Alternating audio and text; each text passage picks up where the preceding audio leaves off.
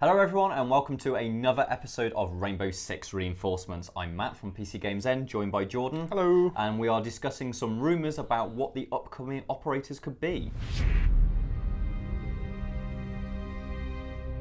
Right, so some new leaks on Reddit have suggested about the sort of gadgets that we might be seeing from either the next operators or maybe operators later on.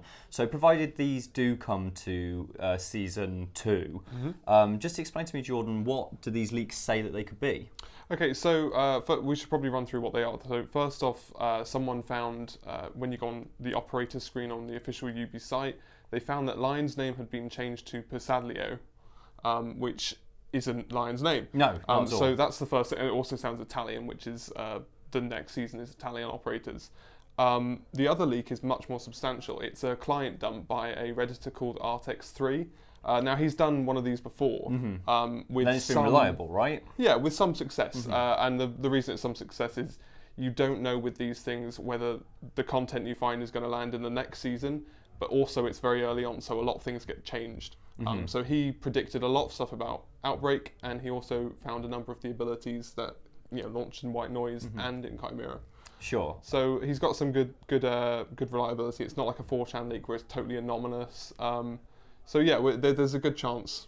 Okay. That some of this stuff is actually coming. So let's get right into it. I've seen the word hologram hanging around this. Jordan, what? So the two new, they're going to be defenders, we assume, right? Yeah. So we had two attackers last time. It seems in the interest of balance, I guess, and it just seems sensible that it will be two defenders. And these gadgets that they've said do sound very much like they fit into that. Yeah. So a hologram, there's a big chain of keywords like gadget, hologram, and there's like 4 or 5 of them, and it sounds like you would ping this or place it or however you work a gadget, and it would fill a actual hologram in that room for attackers to be deceived by.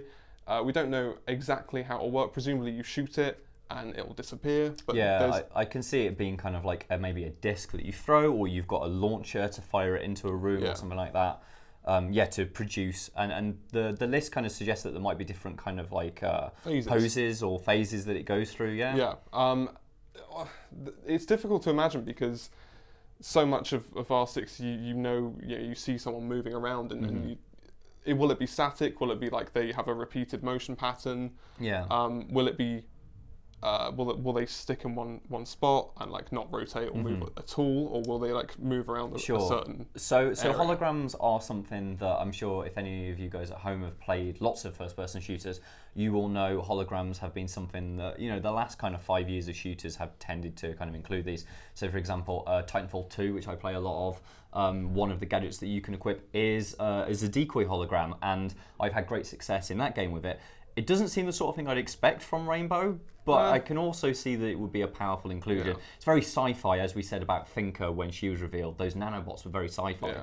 While moving in, my prediction, which you're not entirely in agreement with, is that I think to keep it grounded, the hologram would actually only work for drones. So an attacker would drone into a room, see that there were a bunch of these holograms and go, oh wow, that room is full of defenders. So then they get their thermite out, he puts up thermite, the other doors are breached, everyone's ready to go in, open fire into it, and as the dust clears they realise, oh, there was nobody in there all along. However, I'm thinking about that because of the way that Vigil works, right? He's there to decoy. But the fact that they're holograms are designed to be seen in real life, as we've seen from kind of like in the entertainment industry. I can remember when Tupac had the hologram of Tupac. Yeah. That was such a huge sort of thing. It was like, oh wow, it's like going to a place where you can really see someone on stage that isn't actually there. Yeah. So yeah, maybe they are there as to actually, to be a proper decoy, and when you shoot it, it flickers out. So the other potential is that when you shoot it, it will ping your location. Right, sure. So it'll be a kind of, because otherwise it doesn't really offer you much, right? Yeah. Someone shoots your hologram, great, no hologram anymore. So hopefully it will give you some kind of information as well if it's killed. One of the slugs was like, in the data dump was special melee attack animations and stuff. So presumably like it'll be realistic enough for you to assume it's genuinely an operator. But it also links back to the other leak, which is the name Bersaglio, which in Italian is target. Yeah. So presumably this is a target. This is something people aim at. And guess what? It's not there. The other one is a bulletproof camera. Right. Sure. So instantly, it's Valkyrie 2.0, right? Yeah. And so your skepticism was that, oh, maybe there's too many cameras involved. Then is it too similar to Valkyrie? But I mean, Zofia is very similar to Ash. Yeah. As much as they push the meta forward in terms of sci-fi stuff, there's also a degree of them returning to older gadgets that require thought and placement. Like we've previously mentioned on the show before, Zofia felt like she's Ash 2.0 to a degree. It's kind of a rethink of what a character with a breaching grenade can do. Yeah, the idea of, and I think as we were discussing before the show started, Jordan, the idea of kind of this bulletproof camera, whereas Valkyrie has a number of black eyes that she can throw around the site to increase the vision. This would very much probably be a single bulletproof camera. It's quite a powerful gadget, so it'd be like, maybe you have to really think about where you're going to put it. Maybe you can't pull it down. Maybe you have to bolt it in, like how Capcan drills into door frames to put Capcan traps in. Maybe this is something that demands that you put a significant amount of thought into it. And it could really turn around certain matches. So especially in clutch situations where you've got 4 people just watching a camera. Imagine that on a certain doorway, like in Train on Cafe.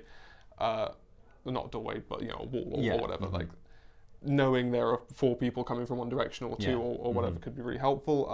And it's also probably a deterrent to attackers. If you know there's a bulletproof camera there, you can't do anything about it. In the same way that kind of like if you spot a mirror and you know that you can't blow that mirror through unless you've got a breacher, and it's a case of, well, I'm not going to attack from this direction because I know they know exactly where I'm coming from. Yeah, so I think it'll be very useful.